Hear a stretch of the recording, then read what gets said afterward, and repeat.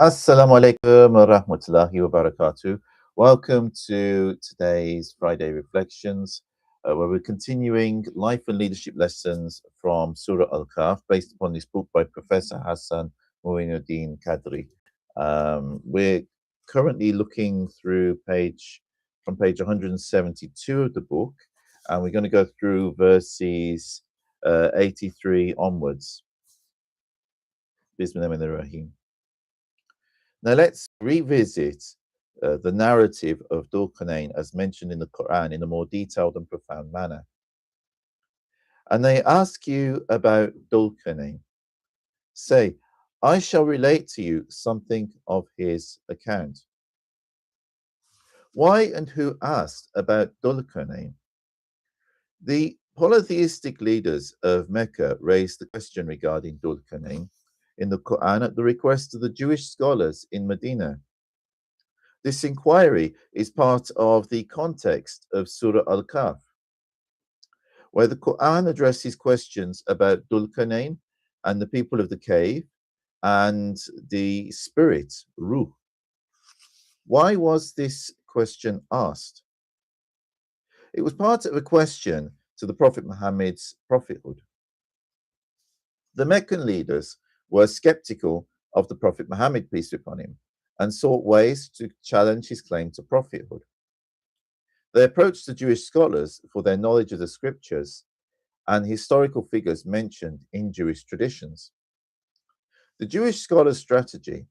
The Jewish scholars advised the Meccans to inquire about the Prophet Muhammad about certain topics, including the story of Dhul, the people of the cave, al-Kahf, and the spirit, Ruh. These questions were designed to test the Prophet's knowledge, as the stories were familiar in Jewish and Christian traditions, but unknown to the Arabs. The purpose of the question was to verify whether the Prophet Muhammad, peace be upon him, had access to divine knowledge, and to determine if his responses aligned with their own scriptural accounts. So, I mean, this is something that you would expect. I mean, someone brings what is a new religious message, a new religion is forming around them. You're going to get people who are skeptical, they're going to ask questions.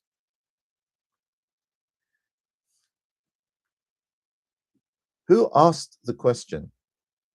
The leaders of Quraysh in Mecca had posed a question to the Prophet Muhammad after consulting Jewish scholars in Medina. The Quraysh sought the assistance of the Jews because Jews were recognized for their religious knowledge and familiarity with the earlier scriptures. The Quraysh, on the other hand, were predominantly polytheistic and lacked a detailed understanding of these historical or spiritual matters. In short, they were not a scriptural religion, so they didn't have scriptures in the usual sense. How the Quran responded.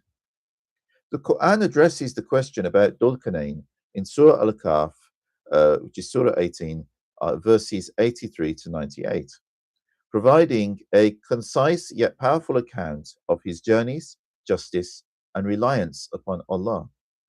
The response, 1, demonstrated that Prophet Muhammad had access to knowledge beyond ordinary human sources, affirming his prophethood. I mean, especially as it was known that he was not educated in these things. He didn't have that benefit from an early age.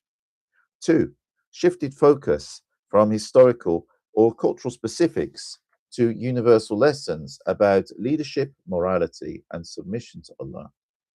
And 3, this incident highlights the Quran's engagement with contemporary questions while emphasizing its divine origins and universality of its teachings.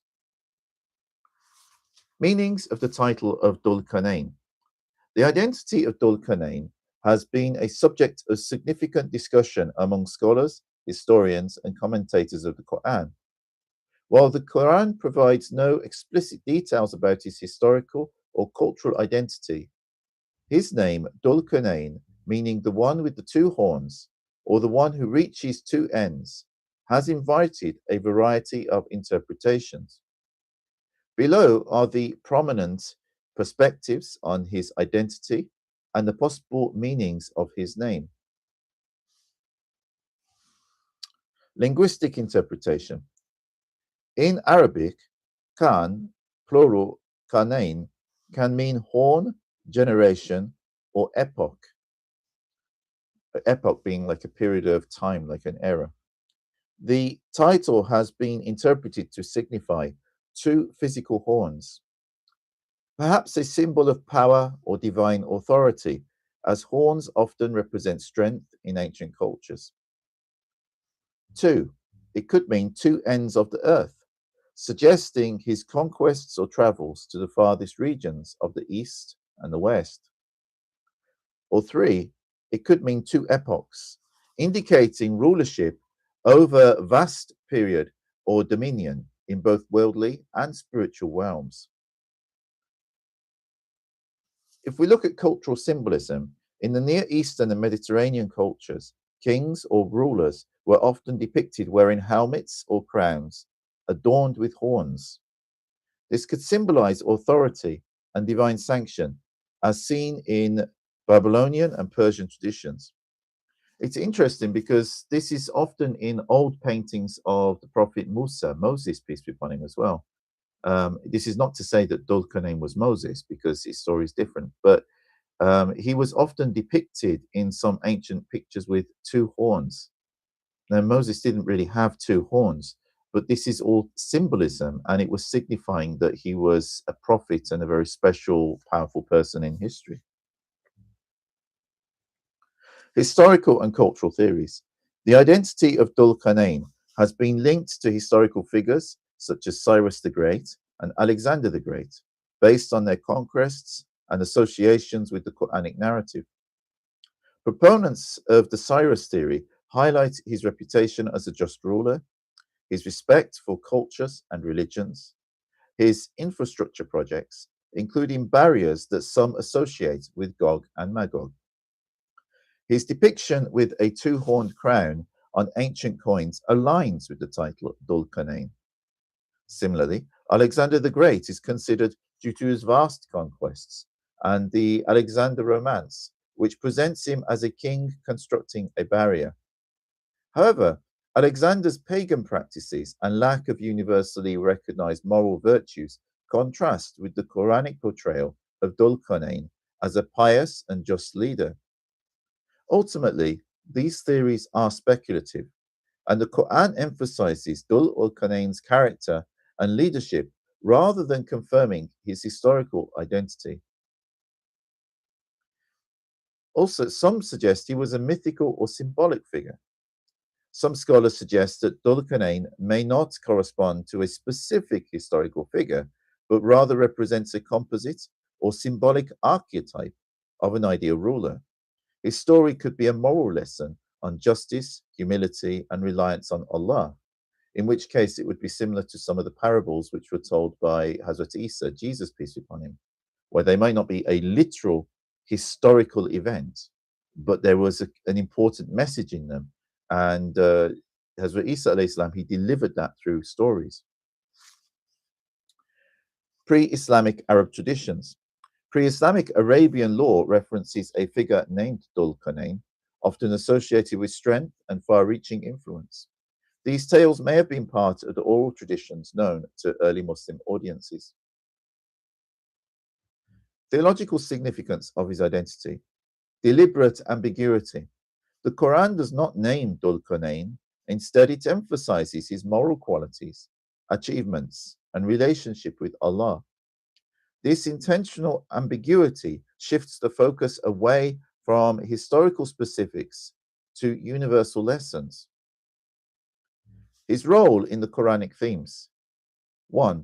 Dhul Qarnayn's identity, whether historical or symbolic, emphasizes key Quranic themes.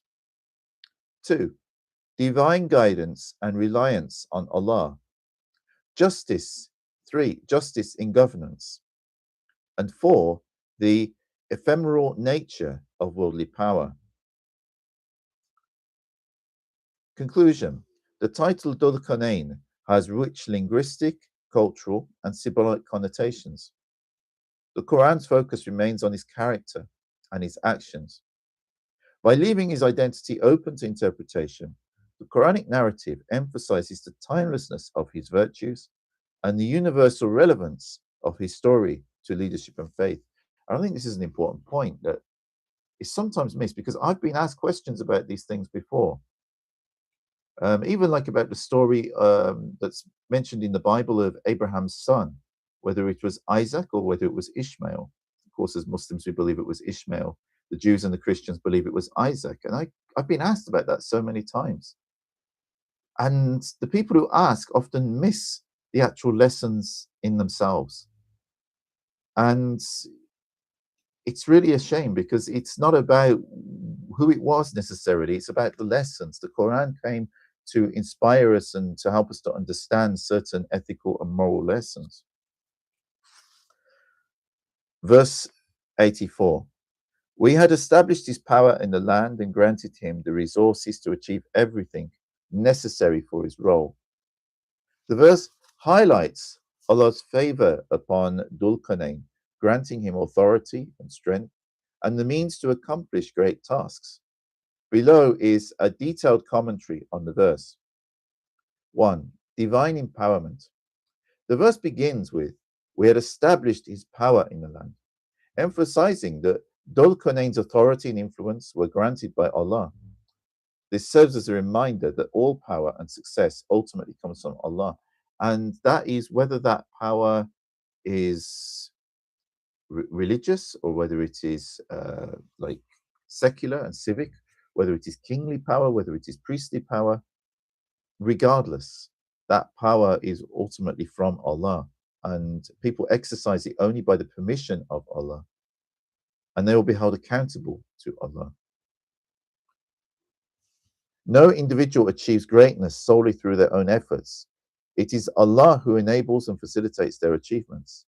This also underscores the concept of Tawheed, the oneness of Allah, reminding believers that all worldly power is subordinate to Allah's will.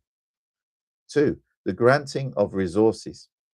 The phrase granted him the resources to achieve everything indicates that Dhul Qarnayn was provided with the necessary tools, knowledge, and means to fulfill his mission. This includes material resources, military strength, wisdom, and strategic insight. This highlights Allah's wisdom in equipping individuals with what they need to carry out their responsibilities. It also shows that success is not solely about personal ability, but about the resources and opportunities provided by Allah. That's the important point there, that it's not just about you and how powerful you are if you're in a leadership position and what your abilities are. Any leadership position only can be successful if you work constructively with those around you and those under you, those that you are leading and guiding. And whether you do that in a supportive way that brings the whole team together so that you can achieve your goal, or whether you are just bossing them around and getting them all fed up with you so they're not going to work so constructively. You need them in order to fulfill your goals, whatever they happen to be. Similarly, you need resources, and you also need to have the education and insights, and so do those people in your team. They need to have the education, insights, and the skills necessary to fulfill their roles, and also something to understand about the overriding mission as well, so that they stay in sync with everybody else. 3. Purpose and responsibility. The verse implies that Dhul Qarnayn's power and resources were not given for personal glory or for selfish pursuits. Instead, they were bestowed to enable him to fulfill a specific role or mission, elaborated upon in the subsequent verses, e.g., building a barrier to protect the people from Gog and Magog. This teaches an important lesson about leadership and power. They are trusts, amana from Allah, and must be used for righteous purposes, such as establishing justice, helping others, and serving the greater good. It's important to remember that a leader is a servant, ultimately, of the people. They're a servant of the people and a servant to the idea of custodianship, that they are responsible for discharging that power in a way that's actually going to benefit their country or benefit their people, or if they're part of another organization or company, for that reason as well. It's position of responsibility, and it's not just about power. 4. Lessons for the believers, gratitude and humility. Those who are blessed with power, wealth, or resources should remain grateful to Allah and humble, recognizing that these blessings come from Him. Responsibility. Power and resources come with accountability. Believers are encouraged to use their blessings in ways that align with Allah's guidance and benefit humanity. And 3, trust in Allah. Success depends not solely on material means, but also on Allah's support and guidance. Believers should strive to achieve their goals while relying on Allah. 5. The connection to the theme of Surah al-Kahf. Surah al-Kahf addresses trials and tests, including the trial of power and wealth. Dhul-Qarnayn's story serves as an example of how to handle such blessings with righteousness and responsibility. The verse also reinforces the theme of divine decree and the significance of using worldly resources in a manner that pleases Allah and serves His creation. Verse 84. We had established His power in the land and granted Him the resources to achieve everything necessary for His role.